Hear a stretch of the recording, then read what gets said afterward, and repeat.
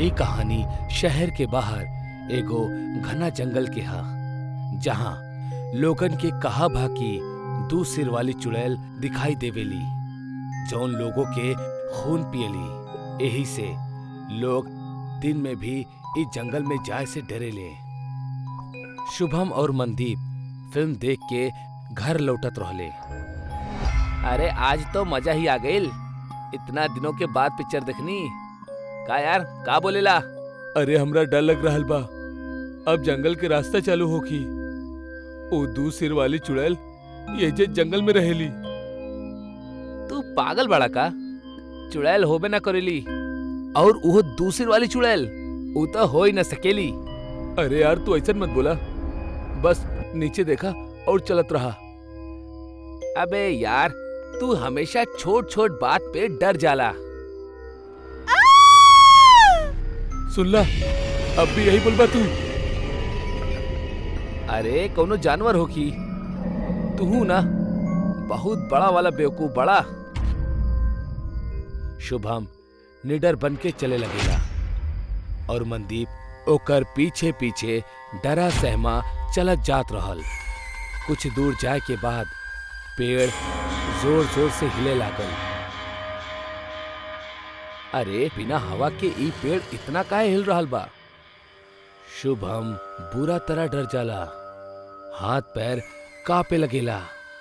वो भागे के कोशिश करेला, भागत भागत गिर जाला। अबे का भइल? पेड़ के ऊपर देखा,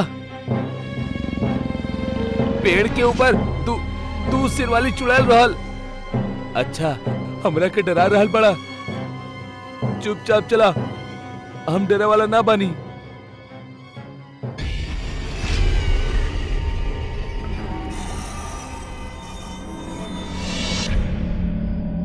तबे झाड़ी में से एगो कुत्ता बाहर आवेला। कुत्ता जख्मी रहल। कुत्ता के देख के शुभम और डर गईल। ओकर माथा से पसीना टपके लागल। जरूर दू सिर वाली चुड़ैल ही कुत्ता के कटले होकी। चुप करा, केहू जंगली जानवर होकी। छोड़ा, जल्दी निकल जाओ एहिजा से, जंगल बस खत्म होके वाला बा। दोनों जल्दी जल्दी चले लगेले। पेड़ भी जोर जोर से हिले लगेला। दोनों की नजर पेड़ के ऊपर बैठल दू सिर वाली चुड़ैल पे जाली। डर से दोनों भागे लगेले। चुड़ैल भी एक पेड़ से दूसर पेड़ पे छलांग मारेली। चुड़ैल पेड़ से नीचे आ जाली और अपना हाथ और पांव दोनों से भागे लगेली। भूत! अरे का हो रहल बा? भूत! दोनों दोस्त चिल्लात चिल्लात जंगल पार कर लेवेले और पीछे देखेले उनकरा दू सिर वाली चुड़ैल ना दिखाई देवेली। मरत मरत बचनी आज। जौन हादसा शुभम और मनदीप के साथ भइल वो जल्द ही आग के तरह पूरा शहर में फैल जाला। जिनकरा दू सिर वाली चुड़ैल पे यकीन तक न रहल, वो भी शाम होके के बाद जंगल के आसपास भी ना जाले। शहर में शंकर नाम के एगो अपाहिज लड़का रहत रहल। शंकर के दिन भर लोगन के खरी खोटी सुने के पड़त रहल। अरे कैसा पाहिज बेटा पैदा कैले बाड़ू तू, ना कुछ कर पावेला, बस घर पे बैठल बैठल जानवर की तरह खात रहेला। ऐसन केहू बोलेला का अपन बेटा के? ना माँ बोले दी, हम अपाहिज तो बानी ना। हाँ तू बड़ा, कहीं जाके मर काहे ना जाला। भगवान करे वो दू सिर वाली चुड़ैल तोहरा के खा जाए, कम से कम ओकर तो पेट भरी। आप भी ना कुछो अनाप शनाप बोलल जाता नहीं। ओ रात शंकर घर से जंगल की तरफ चल जाला, जहाँ लोग दिन में भी जाए से डरे ले। दू सिर वाली चुड़ैल आवा, आके हमरा के खाला, हम यही जे बानी, खाला हमरा के। काफी समय हो गए पर फिर भी केहू ना आई। लागता कौनो दू सिर वाली चुड़ैल ना बा, लोग ऐसने डरेले। अगर होखत त त अबही तक हम मर जाई। तब बे जंगल से केहू के चले के आवाज आवेली। शंकर डर के पीछे घूमेला। के बा वहाँ? अंधेरा होके के वजह से शंकर के कुछो दिखाई न देवेला, बस लाल आंखें दिखाई देवेली और वो आंख शंकर के पास आवत रहली हा। शंकर डर के मारे कांपे लगेला। जैसे ही वो आंख ओकर नजदीक आवेली, वो डर से नीचे गिर जाला। शंकर के सामने 2 सिर वाली चुड़ैल खड़ी होखेली। हमरा डरे के ना बा, हमारी दुनिया में का काम, हमरा के मर जाए के चाहिए। 2 सिर वाली चुड़ैल हमरा के मार दा। 2 सिर वाली चुड़ैल के आंख लाल हो जाली। ओकर 2 सिर बहुत ही डरावना दिखाई देत रहले। ई देख के केहू के भी रूह तक कांप जाली। हम आज तक केहू के जान न लेनी त तहरा के काहे मारब? पर लोग कहेले 2 सिर वाली चुड़ैल सबके खून पी जाली। खून ना पियनी, बस लोगन के डरावेनी। पर काहे? काहे कि हमरा अकेले रहे के बाद जंगल में शांति से। हम कबो केहू के जान न लेनी, तो तू काहे मरे चाहेला? बचपन से ही अपाहिज बानी, कौनो काम के नहीं खे, मार दा हमरा के। हमहू 2 सिर के साथ पैदा भइल रहनी। लोग हमरा देवी के तरह पूजत रहले। जब 16 साल के भइनी तब एगो तांत्रिक हमार हरण कर लेलस और हमार बलि ले लेलस अपन शक्ति बढ़ावे खातिर। ओ तांत्रिक के शक्ति त ना बढ़ल, बाकी हम ना मर सकनी ना जिंदा रहनी। हम ही जे रह गईनी इस जंगलन में। और आज 2 सिर वाली चुड़ैल के नाम से लोग जाने ले। उहे लोग पहले हमरा देवी के तरह पूजत रहले। आपके साथ बहुत बुरा भइल, आप बुरा ना बनी। हम इन लोगन के जरूर बताई। केहू यकीन ना करी, मरे के बाद लोग याद तक ना करेले। लोग मतलबी बाड़े और मतलबी ही रही हैं। हमार छोड़, तू अपन जिंदगी बना। तहरा पास लंबा जिंदगी बा दोस्त। हम जिए चाहत रहनी, वो तांत्रिक हमरा के जिए ना देलस। तहरा पास मौका बा, जीला अपन जिंदगी, जीला। चुड़ैल इतना बोल के गायब हो गई। 2 सिर वाली चुड़ैल के कहानी शंकर के मन के छू गई। वो ठान लेहलस कि वो जीवन के सतर्क बनाई और ई ख्याल के साथ वो जंगल से लौट गई। आज भी 2 सिर वाली चुड़ैल लोगन के डरावेली। उ ना चाहेली कि केहू भी ओकर जंगल में आवे। गांव के बीचों बीच महेश्वर के बहुत बड़ा घर रहल। खानदानी अमीर होके के कारण घर में पैसा के कोनो कमी न रहल, पर वो बड़ा सा घर में महेश्वर और ओकर एगो नौकर यही दोनों रहत रहले। यही से वो पैसा के दान कर देवेला। गांव के लोग ओकरा बहुत मानेले और ओकर इज्जत भी करेले। दिन भर लोगन के आय जाए के कारण ओकर दिन काम और दान में निकल जाला, पर रात के ओके बहुत ज्यादा अकेलापन महसूस होखेला। एक दिन महेश्वर अपना नौकर के कमरा में बुलाकर पूछलस, अरे सुना, ये गांव के लोग दिन भर तो हमारे आगे पीछे घूमे ले, पर रात के इनकरा का हो जाला? क्यों घर के आसपास से भी ना गुजरेला? ऐसन कहे? मालिक, ये सब उस सामने वाला पीपल के पेड़ के वजह से हो रहा बा। गांव के सब लोग उ पेड़ से डरे ले। भला काहे?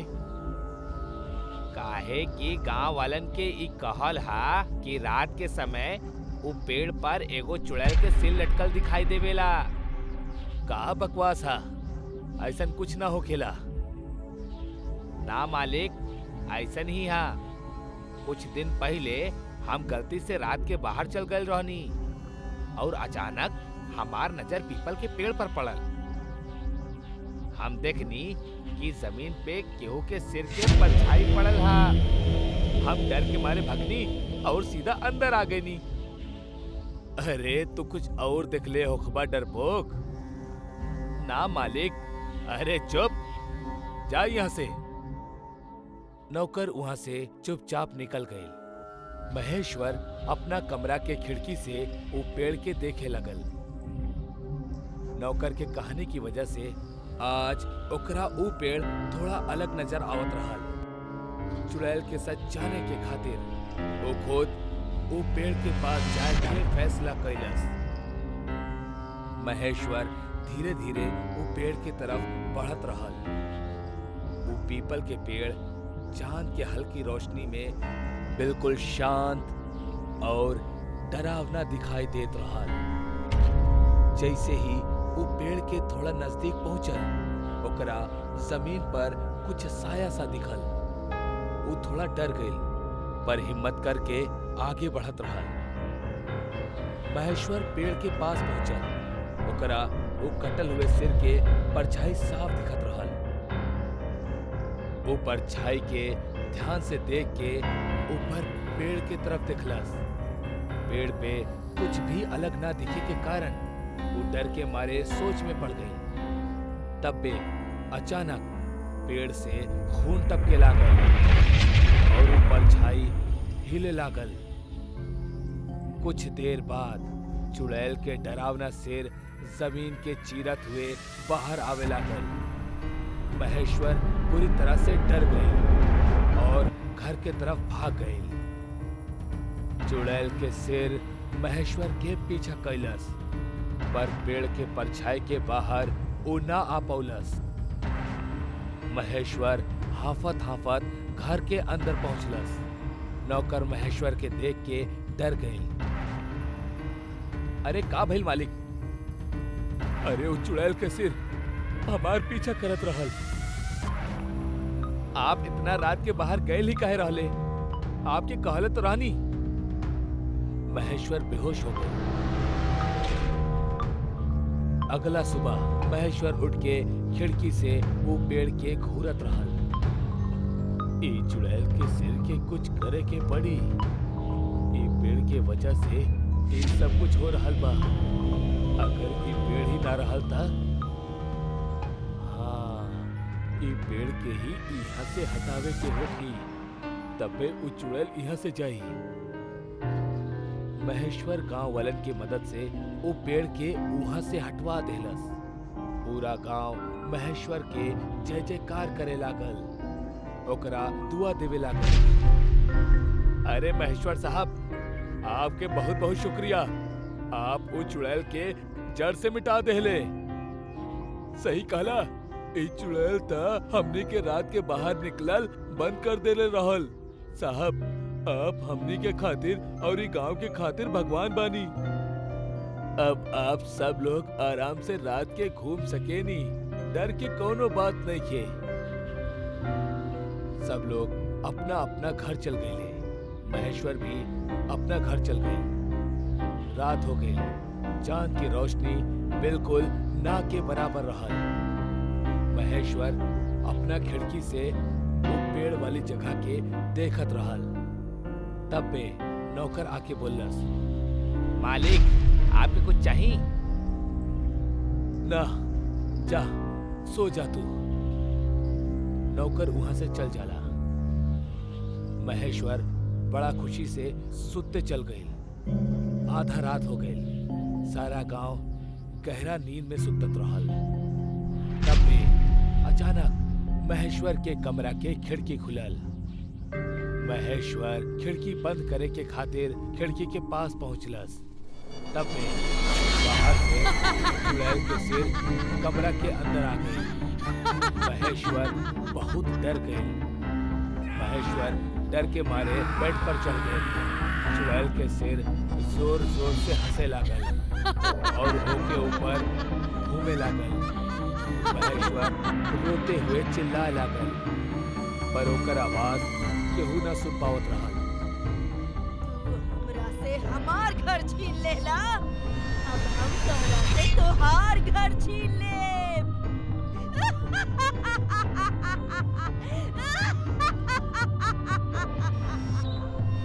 चुड़ैल के सर खिड़की से बाहर आके घर के ऊपर चारों तरफ घूमे लागल और घूमत घूमत बड़ा होके लागल। वो सिर अब और भी भयानक हो गल रहे। चुड़ैल के सिर एक जगह रुकल और आग से लाल रोशनी निकाल के वो घर के आग लगा देलस। अंदर से महेश्वर और ओकर नौकर के चिल्लाए के दर्दनाक आवाज आवे लागल। वो सुन के चुड़ैल और जोर से हंसे लागल। देखत ही देखत पूरा घर जल के खाक हो गई। कुछ देर बाद वो मलबा में से एगो पीपल के पेड़ उगे लागल। पेड़ पूरा तरह से बड़ हो जाइला के बाद वो चुड़ैल के सर वो पेड़ के अंदर गायब हो गई। कहेले कि उस चुड़ैल के वजह से गांव के लोग रात में तका दिन में भी वो पेड़ के पास जाए से डरेले। बहुत साल पहले एगो गांव में रेखा और महेश नाम के पति पत्नी रहत रहले। घर में काफी खुशहाली रहल। एक रात दोनों खाना खाए के बाद सुत्ते जात रहले, तब बे दरवाजा पे केहू दस्तक देहलस। ए वक्त के आ गइल। रुका, हम देखा तानी। महेश जाकर दरवाजा खुल्लस और बाहर आइल। दरवाजा के बाहर चादर ओढ़े एगो व्यक्ति खड़ा रहल। भूख लागल बा, खाना दे दा। अरे ई कौनो वक्त था भीख मांगे के? कल सुबह यहाँ चला जा यहाँ से। वो व्यक्ति अपन हाथ चादर के बाहर निकाल के ओकर सामने फैलौलस। वो हाथ बिल्कुल सड़ चुकल रहल। आज तक केहू हमरा के खाली हाथ ना भेजलस। महेश वो हाथ देख के बहुत डर गइल और अंदर जाके दरवाजा बंद कर लेलस। का भइल आपके? के रहे बाहर? शायद वो वही भिखारी चुड़ैल रहल जेकर बारे में कल तू बात करत रहलू। आप ओकरा के खाना देहनी की ना? ना, हम तो बहुत डर गइल रहनी। हे भगवान, ई आप का कर देहनी? अगर गांव में कौनो भी उ चुड़ैल के भीख देवे से इनकार करेला तो उ ओकर पूरा घर के खुद के तरह भिखारी बना देवेली। आप रुकी, हम अभी ओकरा खाना दे के आवतानी। रेखा दौड़ के रसोई घर में गई और खाना लेके चुड़ैल के देवे के खातिर बाहर आ गई। बाहर आकर रेखा देखलस कि चुड़ैल उहाँ ना रहली, बस ओकर सड़ल हाथ टूट के घर के सामने पड़ल रहल। वो हाथ के देख के रेखा और भी डर गई और खाना के थाली वही जे छोड़ के अंदर भाग गई। आधा रात बीत चुकल रहल और दोनों में से केहू के भी नींद ना आवत रहल। वो चुड़ैल की वजह से दोनों बहुत डर गए रहले। थोड़ा देर में दोनों के आंख लग गई। घर के चारों तरफ एगो भयानक सा शांति फैल गई। उतने में केहू दरवाजा खटखटौलस। दोनों की नींद खुल गई और दोनों ही दरवाजा की तरफ गए। दरवाजा खुलल रहल। दोनों धीरे से घर के बाहर अइले, पर बाहर केहू भी न रहल। अचानक छत से एगो चुड़ैल उड़त उड़त दोनों के सामने आ गई। ओकर एक हाथ ना रहल। वो दिखे में भयानक और खूंखार रहल। ओकरा पीछे से ओकर हाथ उड़त उड़त आइल और ओकर शरीर से जुड़ गई। रेखा और महेश घर के अंदर भागल चाहले, पर उनकर मुड़त ही दरवाजा अपने आप बंद हो गई। चुड़ैल जोर जोर से हंसे लागल। दोनों बहुत बुरी तरह से डर गईले। तो हमरा के भीख ना दे के बहुत बड़ा गलती कैले बाड़ा। अब तो लोग भी हमरा तरह बेघर होके सारा जिंदगी भीख मंगबा। हाँ। चुड़ैल रेखा और महेश के हवा में उठा लेहलस और घर के धीरे धीरे गायब करे लागल। घर के पूरी तरह से गायब कैला के बाद दोनों के जमीन पर पटक देहलस और जोर जोर से हंसे लागल। रेखा और महेश घर के दिशा में भगले, पर घर वहां से गायब हो चुकल रहल। अब तो हार बारी। चुड़ैल उ दोनों के पास आवे लागल। उ दोनों भी यहाँ वहाँ भागे लगले। चुड़ैल रेखा के पकड़ लेहलस और ओकर शरीर पे अपन हाथ फेरे लागल। रेखा जोर जोर से रोवत रहली। कुछ देर बाद रेखा के चेहरा वो चुड़ैल के तरह भयानक दिखे लागल और पूरा शरीर धीरे धीरे सड़े लागल। आखिर में रेखा के रोअब बंद हो गई और वो मर गई। रेखा के मारे के बाद चुड़ैल महेश के ढूंढे लागल, पर ओकरा महेश कहीं भी ना दिखाई देलस। वो भाग गई। इस सोच के चुड़ैल वहां से चल गई।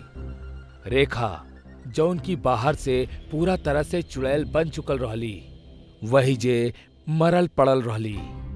थोड़ी देर बाद महेश दौड़त दौड़त रेखा के पास आए और एकदम से डर गई। महेश रेखा के उठौलस और पूछलस, रेखा, ई तोहरा के का हो गई? रेखा एकदम से आंख खोलस और उ देख के महेश और भी ज्यादा डर गई। रेखा के आंख पूरा तरह से लाल रहल और चेहरा सफेद पड़ चुकल रहल। महेश रेखा के छोड़ के दूर हो गई। रेखा उठ खड़ल भइल और अपना आसपास देखे लागल। ओकरा महेश दिखाई देलस। रेखा के नजर ओकरा पर पड़त ही महेश डर गईल। वो महेश के देख के मुस्कुरौलस और ओकरा मारे के खातिर ओकरा पास आवे लागल। रेखा के ऐसे आवत देख महेश डर के मारे पीछे जाए लागल और पत्थर के ठोकर लग के नीचे गिर गईल। रेखा ओकर नजदीक आके ओकर गला दबावे लगलस। थोड़ी ही देर में महेश के जान निकल गई। रेखा महेश के मरला के बाद एगो घर के ओर गई और ऊ दरवाजा खटखटौलस। एगो औरत दरवाजा खोललस। रेखा अपन हाथ फैलौलस और कहलस, भूख लागल बा, खाना दा। औरत घबरा के अंदर चल गई और दरवाजा बंद कर देलस। रेखा जोर जोर से चिल्लाए लागल। ओकर आवाज पूरा गांव के डरावत रहल।